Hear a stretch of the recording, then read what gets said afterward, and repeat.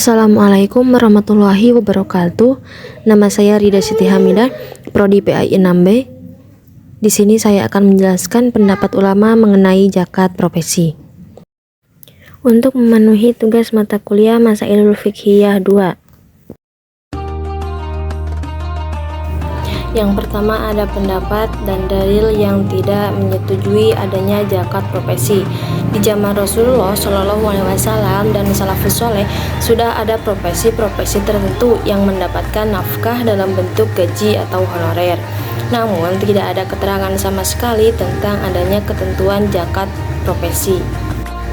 Rasulullah Shallallahu Alaihi Wasallam bersabda, barang siapa yang mengerjakan suatu perbuatan yang belum pernah kami perintahkan, maka ia tertolak. Hadis riwayat Muslim. Dan Rasulullah Shallallahu Alaihi Wasallam juga bersabda, jauhilah bid'ah, karena bid'ah itu sesat dan kesesatan ada di neraka. Hadis riwayat Tirmidzi. Di antara mereka yang berada dalam pandangan seperti ini adalah fuqaha, kalangan Zahiri seperti Ibnu Hazim dan lainnya, dan juga jumhur ulama, kecuali madhab Hanafiyah yang memberikan keluasan dalam kriteria harta yang wajib dizakati. Yang kedua, ada pendapat dan dalil pendukung zakat profesi. Pendapat ini dikemukakan oleh Syekh Abdurrahman bin Hasan, Syekh Muhammad Abu Zahra, dan Syekh Muhammad Yusuf Qardawi. Mereka berpendapat bahwa semua penghasilan melalui kegiatan profesi seperti dokter, konsultan, seniman, guru, notaris, dan sebagainya, apabila telah mencapai nisab, maka mereka wajib mengeluarkan zakat profesi tersebut. Para peserta muktamar internasional di Kuwait juga mereka berpendapat dan mereka juga sepakat tentang wajib zakat profesi bila telah mencapai nisab, meskipun mereka berbeda pendapat dalam mengeluarkan zakat profesi tersebut. Pendapat ini dibangun berdasarkan yang pertama, ayat-ayat Al-Quran yang bersifat umum yang mewajibkan bahwa semua jenis harta untuk dikeluarkan zakatnya, seperti dalam Quran Surat At-Taubah ayat 103, Quran Surat Al-Baqarah ayat 267, dan Quran Surat Az-Zariyat ayat 19. Firman Allah yang artinya, hai orang-orang yang beriman, keluarkanlah atau nafkahkanlah di jalan Allah sebagian dari hasil usahamu yang baik-baik, dan sebagian dari apa yang kami keluarkan dari bumi untuk kamu.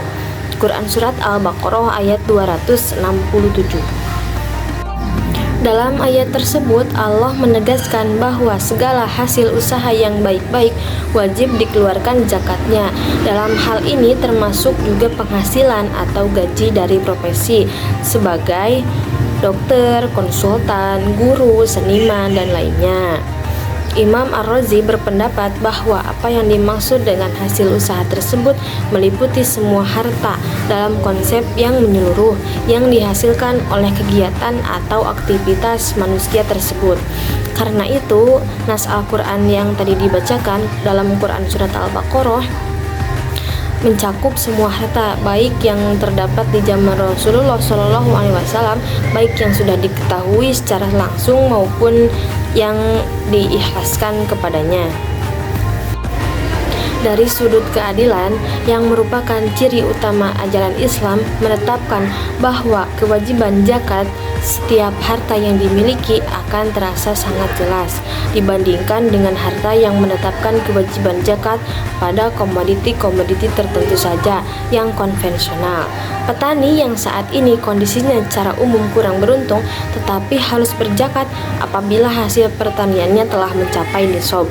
Karena itu sangat adil pula apabila zakat ini pun bersifat wajib pada penghasilan yang didapatkan para dokter, konsultan, guru, seniman, atau yang lainnya.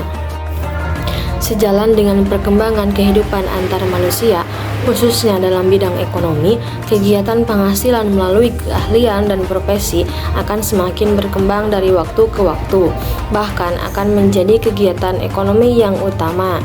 Seperti di negara-negara industri sekarang ini, penetapan kewajiban zakat kepadanya menunjukkan betapa hukum Islam sangat aspiratif dan responsif terhadap perkembangan zaman.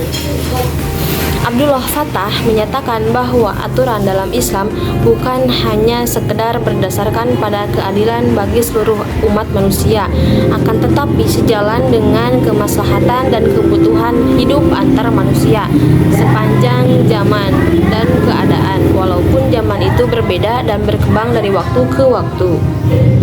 Terima kasih atas perhatiannya. Wassalamualaikum warahmatullahi wabarakatuh.